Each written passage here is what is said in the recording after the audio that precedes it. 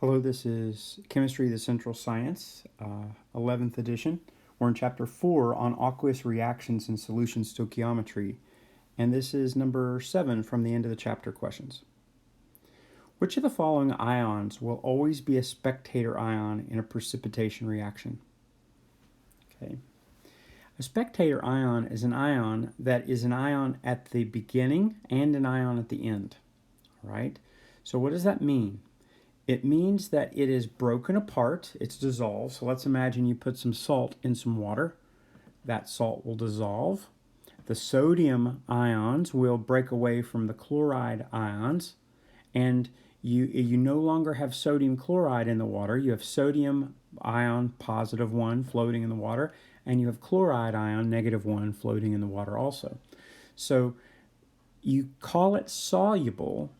Salt is dissolvable in water, okay, because the water pulls it apart, pulls the positive away from the negative, okay? Now, you can have other chlorides that are not soluble, okay? So, for instance, you could, I don't know, put it with some other, something else like lead chloride is insoluble, or silver chloride is insoluble, or mercury chloride is insoluble. All right, so in that case, they're not floating around at the end. They've actually joined and made a solid, and then the solid falls out of the solution, and that's what it's called, precipitation. Like rain, it falls out. All right, so that solid, like snow, will fall out of the air and fall to the ground. Well, the solid mercury chloride will fall out of the solution and form a layer on the bottom of the test tube. Okay, so a spectator ion is something that doesn't combine with something else. So in other words, it's soluble. If it's soluble at the beginning and it's soluble at the end, then it didn't make anything and it's a spectator ion. So let's look at a picture. A friend of mine made this picture, and I think it's brilliant. Anything in the swimming pool, okay, the blue box is a swimming pool. Anything in the pool is soluble. Anything outside of the pool is insoluble. All right, and you're going to see there's some exceptions. Let's remind ourselves this real quickly. She sees the guys with the martinis as the alkali metals. Okay, it reminded her of alcohol. So alkali metals, which is group 1 metals, so lithium +1, sodium +1, potassium +1, all of these are always soluble. Okay, so if you have a sodium something, it's going to be soluble. That means it is a spectator ion at the beginning and at the end, as long as it's a sodium something. Okay, she's got a guy with a heart on his chest, and she said that's a heart attack guy, and that's nitroglycerin that you give to a heart attack victim, and it reminded her of nitrates. So NO3 -1 is soluble. So anything nitrate, potassium nitrate or anything nitrate, is going to be soluble. Okay, the diaper I added, that's ammonium, NH4 +1. Those are all soluble. Acetate, I think, was the crabby lady. So it's C2H3O2, acetate -1. So anything acetate is going to be soluble. Then there's some exceptions, right? You're going to have group 7A, she said, and there's 3 there. So this is not fluorine, but the next 3, so chlorine, bromine, and iodine, will always be soluble with the exceptions, okay, and that's what she has to the right, these exceptions. So something bromide, something chloride, something iodide is always soluble except for lead. Lead chloride, lead iodide, lead bromide will be insoluble. Silver and mercury. These are the 3 exceptions for these group 7 ions. The other one is the yellow lady. She's yellow because that reminds her of sulfur. Sulfur is yellow. And this is sulfate. Sulfate is SO4 -1. And that's always soluble with 6 exceptions. Now, 3 of them are the same. The lead, okay? The lead, the silver, and the mercury. So these 3 are the same as these 3.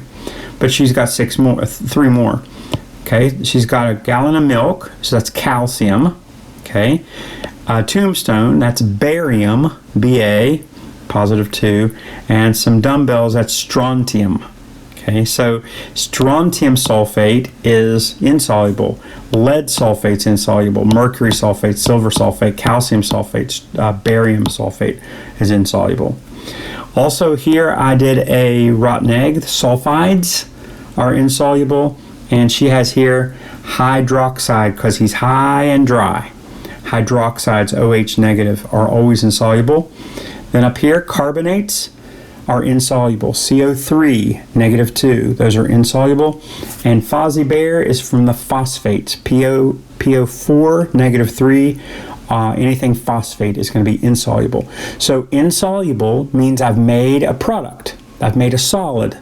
That solid falls out. Anything in the pool doesn't make a solid, and it's soluble, and that is a spectator ion.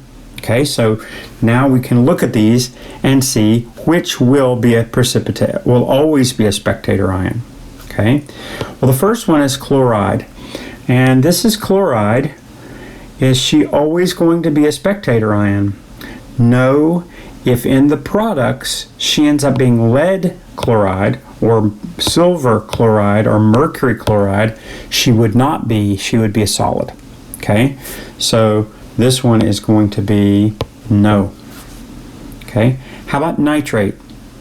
Nitrate is always soluble. There's the nitroglycerin guy. So nitrates are always soluble, so yes, that will always be a spectator. Anything nitrate will be a spectator. How about ammonium, NH4 positive 1? Well, that's the wet diaper, okay? And that is always soluble. It's always in the pool, okay? How about sulfate, or sulfite, okay? Sulfite. Well, it's not in my pool, okay? Do I know 100%? No, I guess I don't. I'm going to say with pretty good certainty that this is not, okay? Because if it were soluble in all the time, then any combination would give me a spectator ion. And since this is not soluble, since it's not on the list, I consider it insoluble. All right. Last one here, sulfate. Now sulfate's the yellow girl, and she's soluble, but there are 6 exceptions. So 6 exceptions means that it will not always be a spectator ion. Okay? So excellent question. This question can really help you learn a lot. I hope it did.